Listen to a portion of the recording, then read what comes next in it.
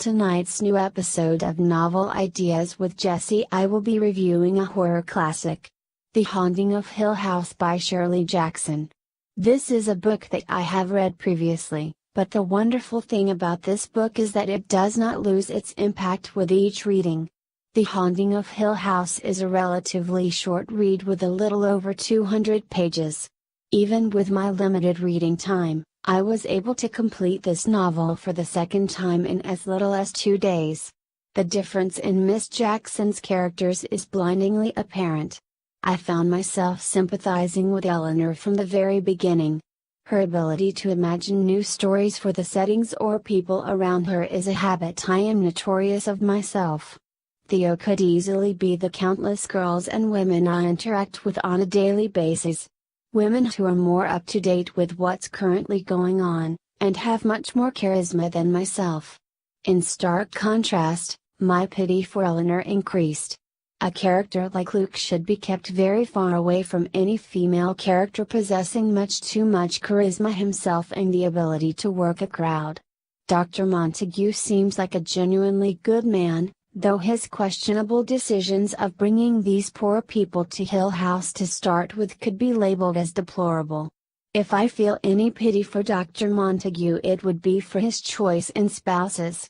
I honestly do not believe I could be married as long as he has to his wife, much less spend an entire weekend with her in that house. Her character comes off as bossy and yet silly at the same time by her beliefs and her treatment of others. I believe Miss Jackson did this intentionally to provide a comparison to Dr. Montague's more serious investigation of Hill House. It would seem that in Miss Jackson's depiction that Hill House has a way to get inside its inhabitants' minds and affecting their actions, which is displayed throughout the book between the interactions with Theo and Eleanor. While mostly forming a close friendship, the house manages to turn them against one another on occasions, causing them to be spiteful.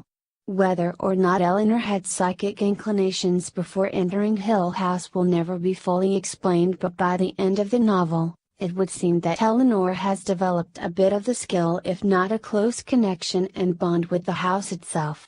Even going as far as the character admitting herself that she could feel the house and could tell when doors were opening or closing throughout the house from a great distance away.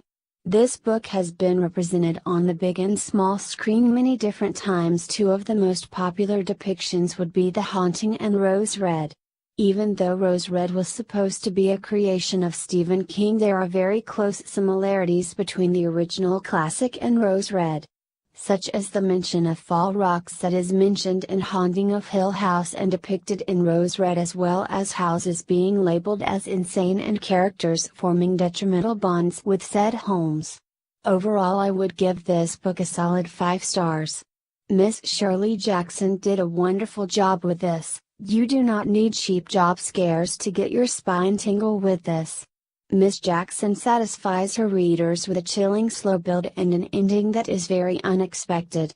I recommend all of my viewers to go out and check this book out from their local library. And don't forget to join me again on Monday when I will be introducing a brand new Manga Monday episode. So stay safe, YouTube readers, and I will see you soon. Bye.